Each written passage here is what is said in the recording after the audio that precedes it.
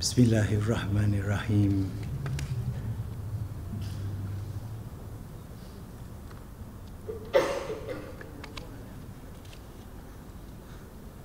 Mr. Chairman, Yang Bahagia Tan Sri Syarif Kasim,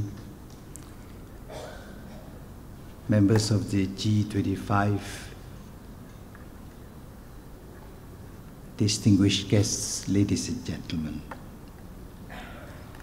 I would like to thank G25 for inviting me to this forum. And I might add that this is the second time that I'm so honored. Please know that in all humility, I accept this invitation because it comes from a group of illustrious Malaysians acting as a public conscience.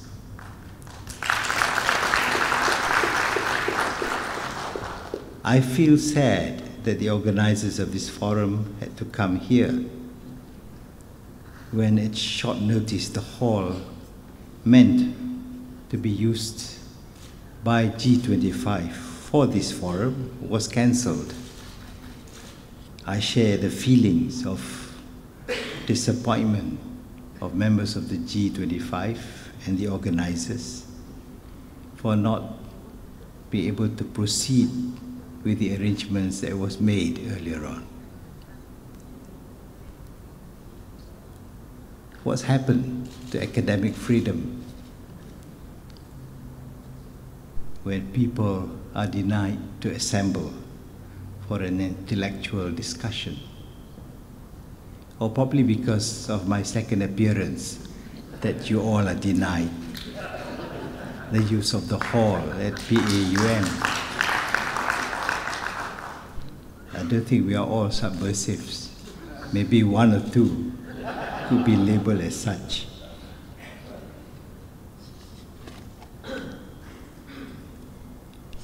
Anyway, I'm very happy to be here. And indeed, this invitation is timely and provides an apt platform for me to think aloud and share my thoughts on the goings-on that is making the man in the street hot under the collar. The public, so I've been told, perceives the country's leadership, rightly or wrongly, to be bogged down by gargantuan financial scandals involving public funds. Many are under the impression that the preoccupation of the national leaders with the development has tarnished the country. That, for a very long time, had been well respected by the world at large. Whenever I meet the ordinary people, they would gripe about their ever-growing financial burden that they have to cope with, while at the same time grumbling about the increasing cost of food and other necessities. Many lay the blame for this state of affairs on the leaders. They complain to me time is being unproductively spent by the leaders in trying to make problems surrounding the financial issues go away. They grumble that as a result, no serious attention has been given to addressing the issues and problems affecting their lives, such as the escalating cost of living. In view of the foregoing, I would say, at the risk of stating the obvious, that our political leadership needs to be sensitive to and care for the economic well-being of the masses. This has to be measured against a certain standard of comfort in their daily lives. Their collective future must not be compromised. At the same time, a minimum level of comfort, which is now universally accepted as basic to modern living, needs to be guaranteed as a quid pro quo for the people's support in voting a government into office. This level of comfort is to ensure that the people are not unnecessarily burdened by financial pressures that are out of proportion to the national ability to handle and manage. In this regard, the sad reality is that our leadership has failed to keep in check the national debt that our country is in. As at September 2017, our sovereign debt stands at 687.43 billion ringgit, a 7.5-fold rise against the amount of 91 billion ringgit in 1997. When I was in the government, the total debt was only about 9 billion ringgit. I should like to add that getting the country into debts to service old ones does not benefit the people. However, raising debts as a means to finance economic growth is somewhat justifiable. In view of this, and perhaps in the future, any investment by the government must be approved as an item in the annual budget after its resolution had previously obtained approval of the Dewan Rakyat. Similarly, an investment by a statutory body or a government agency must go through the same process so that these bodies will be accountable for every cent invested or expended after Parliament has given its approval. I might add that in modern China, the authority disposed of political leaders and officials by arranging them to stand before a firing squad, and they shoot them to solve a problem. And some have suggested to me that perhaps the best way to tackle this problem is, after conviction, give school children, little school children, tar and feather, to tar and feather all those found guilty of corruption and allow them to parade around the towns. Probably this happened in those days. May not be a bad idea to bring it back again in this modern world. So as I was talking about the national debt, the rippling effect of unbridled sovereign debts could create a negative impact on the people's lives. It could stagnate income. Additionally, there is the probability of capital flight because of the general perception that investment opportunities are curtailed. On the other hand, our household debt, currently the highest in Asia, continues to rise. Some people have asked how this situation about our sovereign debt had come about. Others have tried to provide the answer by saying that this is partly due to the collusion between business and politics, wherein the former would turn to the latter for help when it is in dire straits. The foregoing notwithstanding, the public, especially the young, is in reality restless about the state of the national economic well-being. Graduate unemployment is rampant, and this is especially so among those who are without skills. On the other hand, we are overly relying on cheap foreign labor to avoid facing the reality of labor cost. In turn, this will stagnate income and condemn our workers to earnings below the level enjoyed by the first world. The net effect is that we will be trapped in the middle income category for an unnecessarily long time. At this time, it is perhaps opportune for me to share with you my thought on good leadership. To my mind, a good leader must essentially be an ethical person of high integrity, imbued with honesty and sincerity.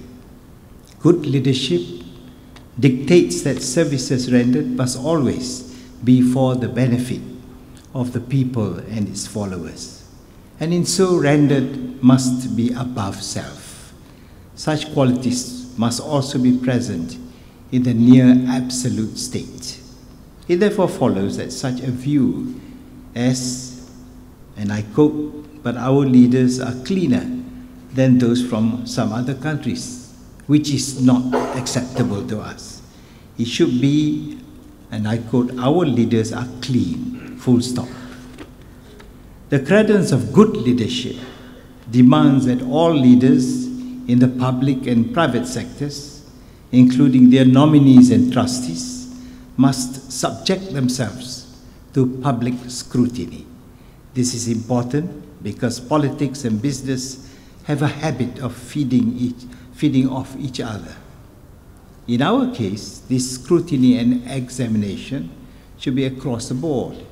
It must be done by Parliament through the setting up of a permanent, independent, multi-party commission responsible only to Parliament to cover the period from September 1957 onwards.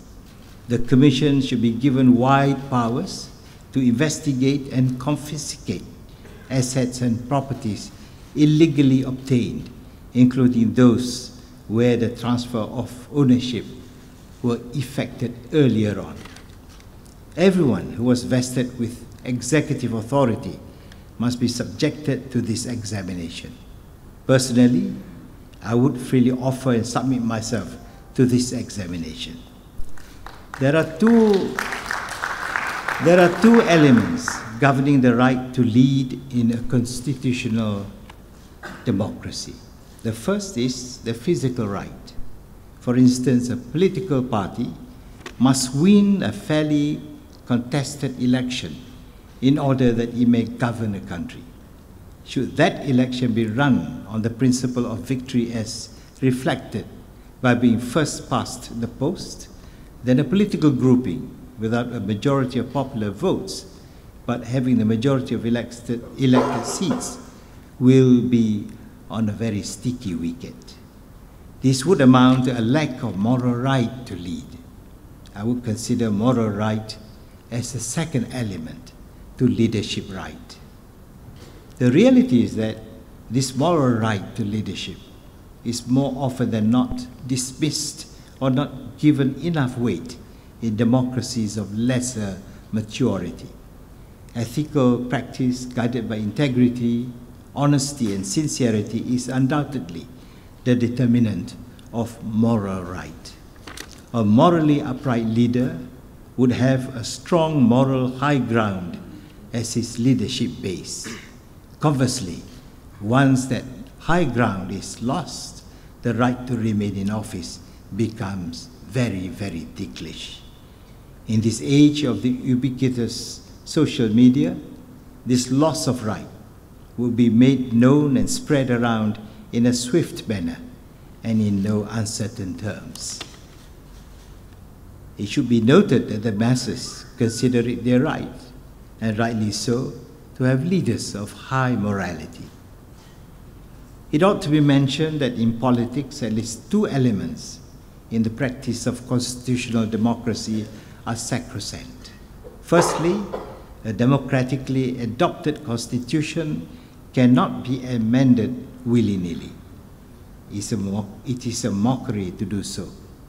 For a constitution is a sacred document whose position at the heart of a nation is certainly much higher than that of the assembly of politicians, whose first pledge of office is protecting the constitution's sanctity and supremacy.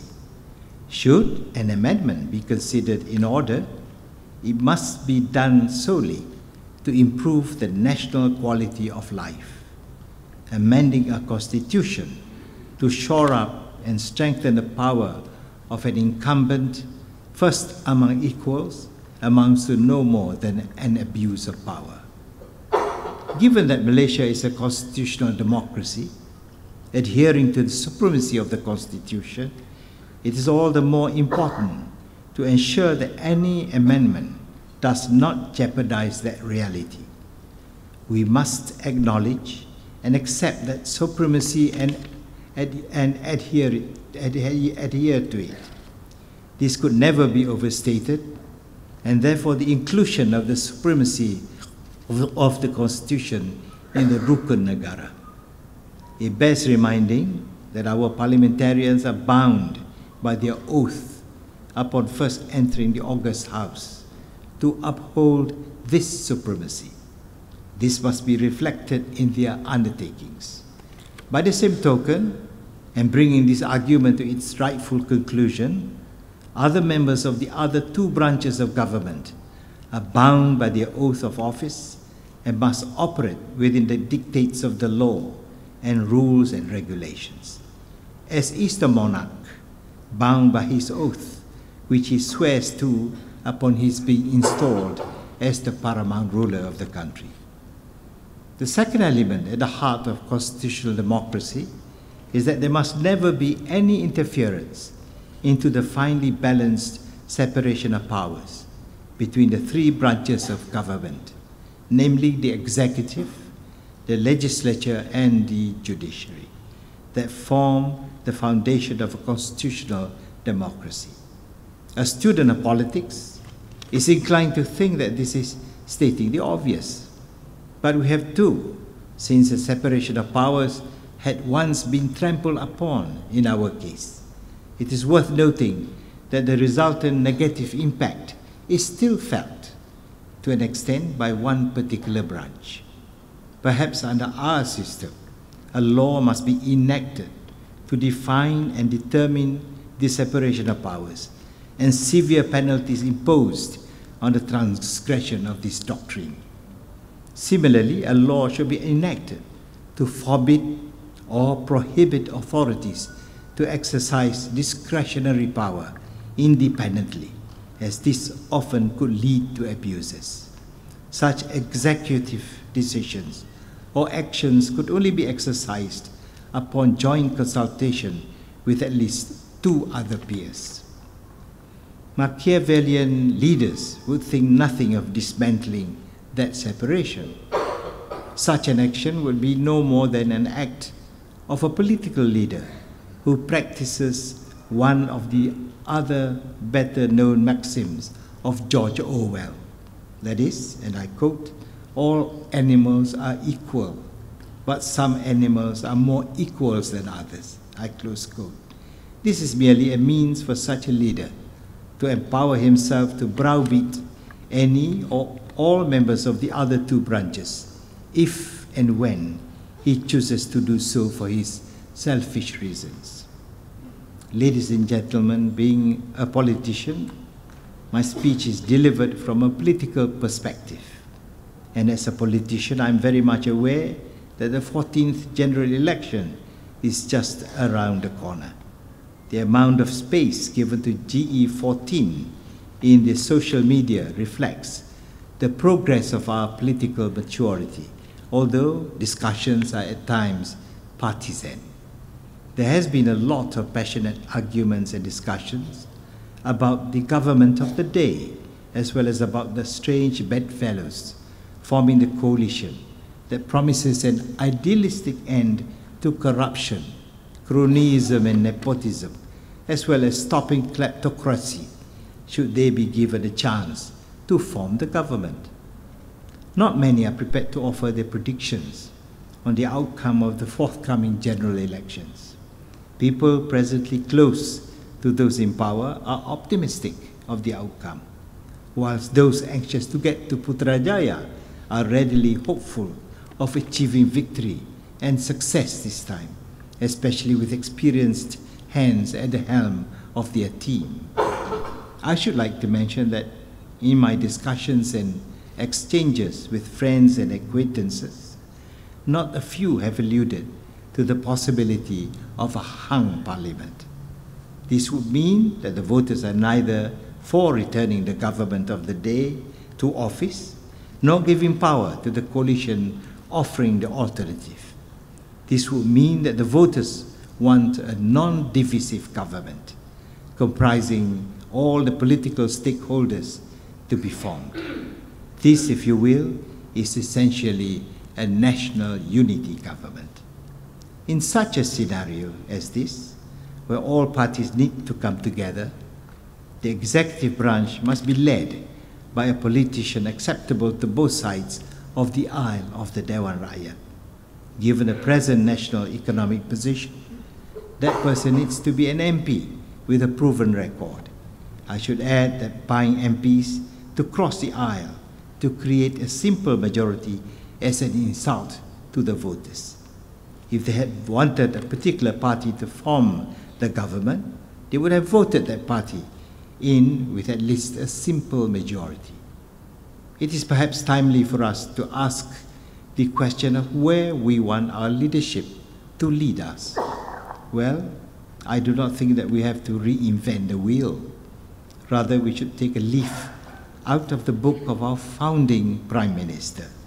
We should use his proven template that had successfully guided his loyal deputy in leading this blessed country well on her way to claiming her rightful and dignified place within the community of nations.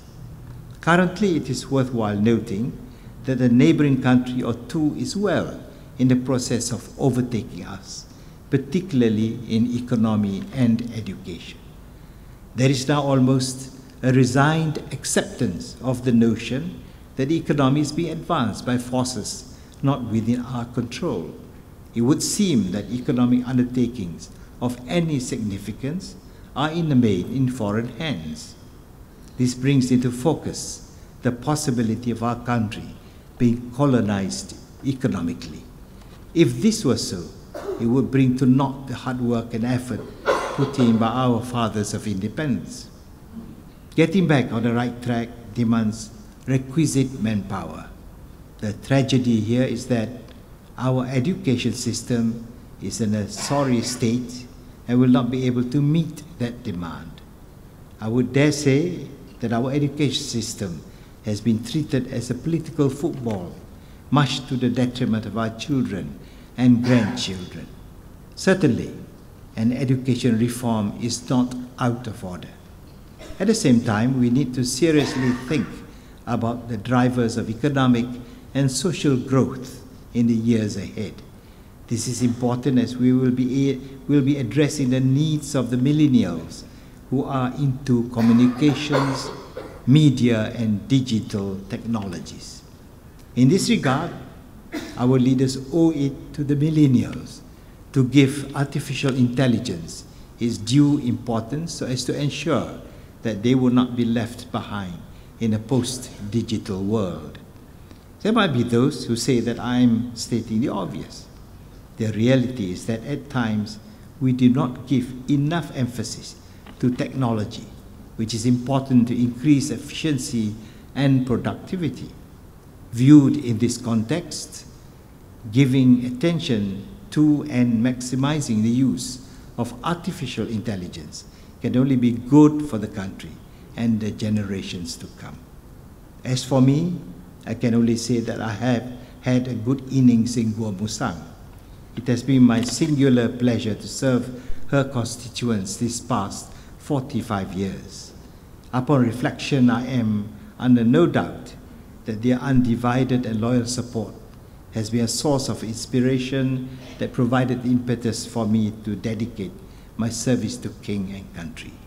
It has also given me the strength to give my best service. Without their unconditional support, I could not have continued smoothly as a Wakil Rakyat. They have been an inspiration par excellence to me, and I'm therefore taking this opportunity before this August gathering to put on record my gratitude and thanks from the depth of my heart for their undivided support and absolute loyalty. Indeed, the people of Gua Musang have been an inspiration to me in discharging my duty. Ladies and gentlemen, on that note, I wish your forum the success that it greatly deserves. And I have much pleasure in declaring the meeting to be in session. Have a great day ahead and good morning. Thank you.